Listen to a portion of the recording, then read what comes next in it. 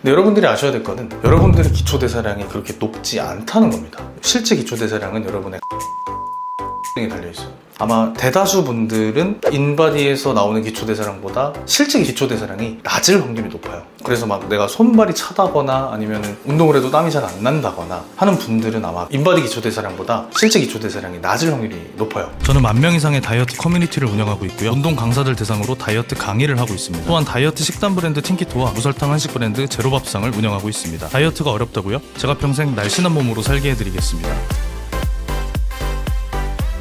안녕하세요, 틴키토 김윤겸입니다. 최근에 혈당 다이어트나 키토제닉, 저탄고지 다이어트 이런 것들이 되게 나름 대중화가 된 것 같아요. 옛날에는 무조건 닭가슴살, 고구마, 현미밥, 샐러드 이런 저칼로리 절식 다이어트만 많이 알려져 있었다면 요즘에는 이제 혈당이나 인슐린을 중심으로 보는 훌륭한 다이어트도 많이 알려진 것 같습니다. 좋기는 한데 그 원리를 제대로 모르고 잘못된 방식으로 하시는 분도 같이 늘어나는 것 같아요. 오히려 키토나 저탄고지 하고 나서 좀 살이 더 쪘다든가 아니면 부작용을 느꼈다던가 아니면 생각보다 살이 안 빠진다던가 이런 분들도 꽤 많은 것 같더라고요. 그래서 오늘 영상에서는 이제 막 저탄고지 키토제닉을 시작하신 분들을 위해서 시행착오를 겪지 않을 수 있는 그런 방법에 대해서 알려드리려고 합니다. 이미 저희 채널 보면서 키토제닉을 하고 계신 분들한테도 도움이 될 만한 영상이니까 꼭 끝까지 보셨으면 좋겠어요. 자, 그럼 바로 본론으로 들어가겠습니다. 사실 키토제닉이나 저탄고지나 거의 비슷한 맥락이라고 보는데 굳이 나누자면 키토제닉은 탄단지 비율을 1:2 대 7처럼 아주 많이 저탄수를 하는 식단이라고 보면 될 것 같고요. 저탄고지는 저고의 개념이 상대적인 거다 보니까 탄수화물을 지방보다 덜 먹는 정도면 저탄고지라고 넓게 볼 수 있을 것 같아요. 그래서 저탄고지가 좀 더 큰 개념, 키토제닉은 조금 더 좁은 개념이라고 보시면 될 것 같고요. 근데 이때 주의할 점은 탄단지 비율 1:2 대 7 이게 칼로리 기준이라는 겁니다. 그람수를 기준으로 하는 게 아니라 칼로리를 기준으로 하는 거예요. 탄수화물과 단백질은 1g당 4칼로리인 반면에 지방은 9칼로리입니다. 그래서 1:2 대 7이라고 하면 지방을 엄청 많이 먹는 것처럼 보이지만 사실 그람수로 환산을 하면 1:2 대 3 정도밖에 안 돼요. 그래서 생각보다 지방을 많이 먹는 식단은 아니라고 말씀을 드리고 싶어요. 이 얘기를 왜 하냐면 저탄고지라고 하다 보니까 고지방을 먹어야 살이 빠진다라고 생각하는 분들이 많아서 그렇습니다. 엄격한 저탄고지 방법인 키토제닉조차 그람수로 환산하면 탄단지 비율이 1:2 대 3이라고 했죠. 그래서 생각보다 고지방식이 아니라고 좀 말씀을 드리고 싶고, 가장 더 중요한 건 지방을 많이 먹어서 살이 빠지는 게 아니라 저탄수를 하기 때문에 살이 빠지는 거다라는 이 개념을 확실하게 알았으면 좋겠어요. 저희가 실패 사례들을 좀 보면 고지방을 먹어야 살이 빠진다고 생각을 해서 버터나 치즈 이런 고기 기름 같은 거를 일부러 많이 먹는 분들이 있는데 그렇게 되면은 성공하기가 어렵습니다. 오히려 저탄수에 초점을 맞추고 지방을 건강한 걸로 적당한 포만감이 들게만 챙겨 먹으면 사실 그렇게까지 감량이 안 될 분들은 잘 없다고 생각을 하거든요. 고지방식을 할 때도 내가 몸에서 쓰는 양보다 적거나 비슷하게 유지를 해야지 살이 빠지는 거지, 고지방, 지방이 많은 고기, 삼겹살 혹은 버터, 라드 이런 거를 배 터지게 먹는 분들이 있어요. 물론 탄수화물 위주의 식단을 하다가 저탄고지를 하면서 그런 고기를 막 배 터지게 먹어도 초반에는 살이 잘 빠집니다. 탄수화물이 줄어들면 이전보다는 인슐린이 낮기 때문에 몸속에 있는 글리코겐도 분해하고 하는 과정에서 수분도 같이 빠져요. 그래서 처음 다이어트를 시작한 한 3일, 일주일 이때까지는 잘 빠지다가 몸이 이제 지방을 태우는 몸으로 바뀔 즈음에도 지방을 너무 많이 먹으면 지방을 잘 태우고 있음에도 불구하고 너무 많이 들어오기 때문에 살이 찌는 거예요. 그래서 양 조절은 굉장히 중요하다. 제가 영상에서 칼로리가 핵심이 아니라고 여러 번 설명을 했지만 칼로리를 아예 무시하면 안 됩니다. 왜냐? 칼로리는 음식의 양을 나타내는 지표이기 때문이에요. 그래서 내가 아무리 저탄수를 했다고 해도 고칼로리로 엄청 많이 3000칼로리, 4000칼로리 이렇게 먹으면은 당연히 살이 찔 수밖에 없어요. 왜냐? 내가 쓰는 에너지보다 많이 에너지가 들어왔기 때문에 체지방으로 저장을 하는 게 우리의 기본적인 메커니즘이기 때문이에요. 그래서 칼로리도 아예 무시하면 안 된다. 꼭 이렇게 말씀드리고 싶고, 자, 그러면 건강한 지방이 뭐냐라고 했을 때 최대한 가공되지 않은 자연식 상태의 지방을 이제 건강한 지방이라고 해요. 예컨대 삼겹살에 있는 비계 자연 상태 그대로이기 때문에 당연히 건강한 지방이고요. 소고기 기름 당연히 건강한 지방, 연어, 참치에 있는 지방 다 건강한 지방입니다. 가공을 하더라도 나쁜 성분이 좀 제거된 버터도 건강한 지방이라고 볼 수 있고, 건강한 방식으로 만든 냉압착 방식의 올리브유, 아보카도유, 들기름, 건강한 지방이라고 볼 수 있어요. 근데 이런 오일이 아니라 화학적인 방법으로 만든 씨앗 기름들, 포도씨유, 식용유, 참기름, 카놀라유, 이런 애들은 이제 건강한 지방이라고 볼 수는 없어요. 그 이유는 제가 여러 번 설명했지만 안에 화학적 물질들이 잔류를 해 있기 때문에 몸에서 염증을 일으킨다거나 나쁜 성분이 더 많이 들어있습니다. 제가 아까 계속 얘기한 게 고지방이 아니라 저탄수를 해서 살이 빠지는 거다라고 설명했었죠. 그럼 저탄수를 할 때 살이 왜 빠지냐? 인슐린이 줄어들기 때문이에요. 그래서 인슐린을 제일 많이 분비하는 탄수화물을 줄이기 때문에 인슐린이 낮아지는 거고, 인슐린의 기능은 체지방을 합성하고 체지방 분해를 막는 호르몬이기 때문에 인슐린을 얼마나 낮게 잘 유지하느냐가 다이어트의 성패를 가른다고 할 수 있어요. 사실 저탄고지가 아니라 저탄건지이고, 이 저탄건지보다 더 중요한 게 간헐적 단식입니다. 그러니까 공복을 길게 유지하는 게 사실은 식단만큼 혹은 식단보다 더 중요할 수 있어요. 왜냐? 우리가 어떤 음식을 먹든 탄단지가 들어있으면 인슐린은 다 조금씩 분비를 해요. 탄수화물이 10만큼 한다고 하면 단백질하고 지방 1만큼 분비하는데, 아예 공복을 유지해버리면 인슐린이 확 떨어지게 되겠죠.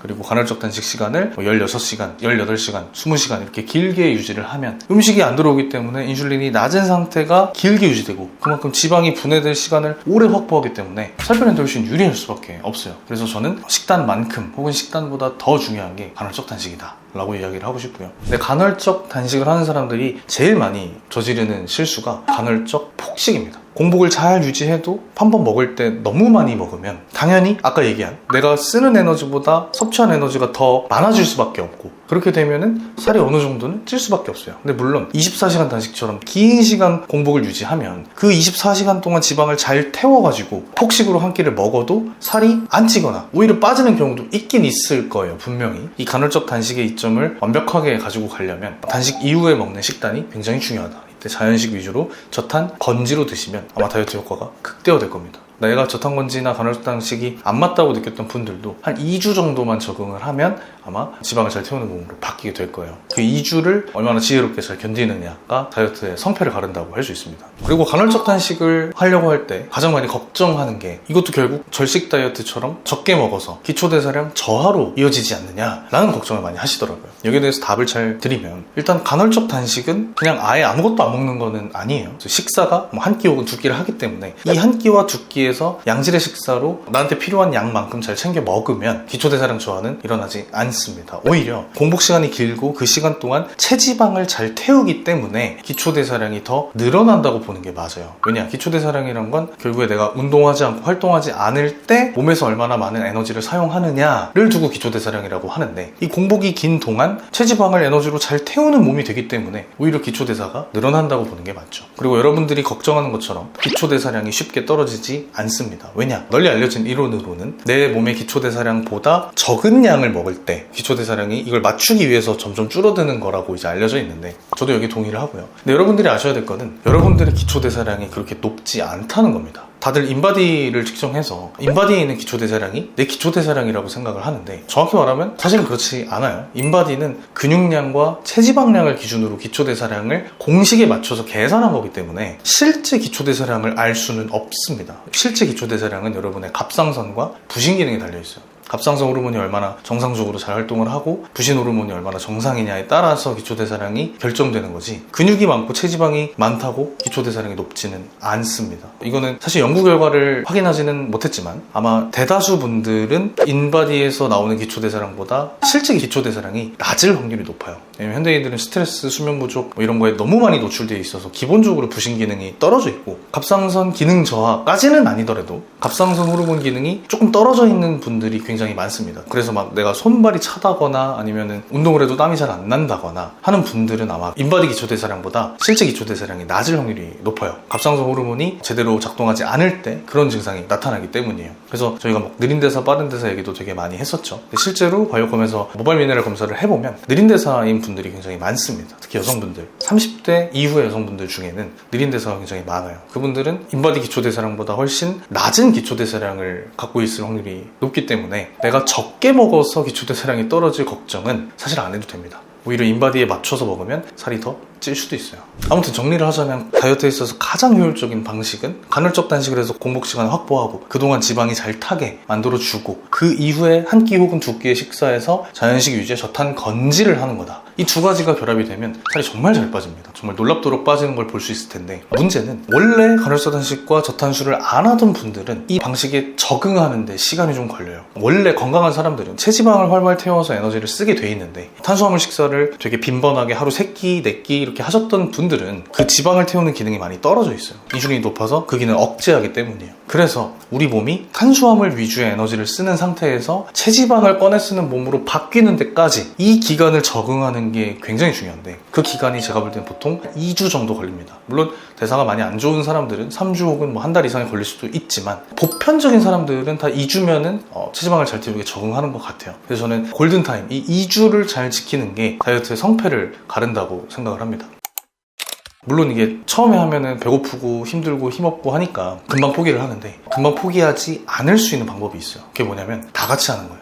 사람들이 다이어트처럼 내 개인의 의지가 되게 중요한 일을 할 때 혼자서 하면 성공할 확률이 6% 정도밖에 안 나온다고 합니다. 근데 다 같이 하면은 성공 확률이 기하급수적으로 늘어나요. 거의 90% 이상까지 올라간다는 연구 결과도 있어요. 특히나 처음 간헐적 단식과 저탄건지를 시도하는 분들은 꼭 2주 정도 함께하는 커뮤니티 안에서 하라고 추천을 드리는 편이에요. 그래서 만든 게 이제 틴키토 다이어트 챌린지죠. 이 챌린지는 벌써 44기까지 진행을 할 만큼 수많은 분들이 참여를 하셨고, 평균 성공률도 90% 이상이에요. 어떤 방식이냐면 2주 동안 저희 저탄건지 식단을 먹고 간헐적 단식을 지키고 저희가 드리는 미션을 수행하면서 건강한 행동들을 습관화하는 2주 챌린지입니다. 그리고 같이 참여하는 분들의 단톡방을 운영해서 서로가 힘들 때 응원해주고 북돋아주고 각자의 노하우를 공유하면서 모두가 이제 시너지를 만드는 그런 방식의 커뮤니티형 챌린지예요. 그래서 실제로 성공률도 90%가 넘죠. 그래서 간헐적 단식이나 저탄건지를 처음 시작하는 분들한테는 저는 틴키토 챌린지 꼭 한번 참여해 보시기를 강력하게 추천을 하고요. 이번 챌린지에서는 특별히 우리 방탄커피나 이런 데서 활용할 수 있는 MCT 오일 파우더를 무료로 제공해드립니다.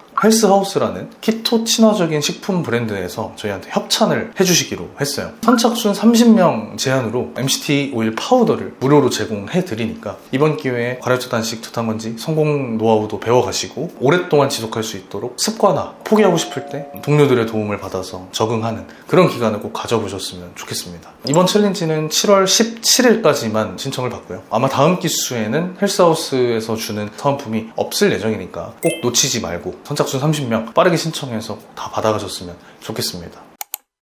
제가 준비한 영상은 여기까지고요. 저는 다음 시간에 더 알찬 영상으로 찾아뵙겠습니다. 감사합니다.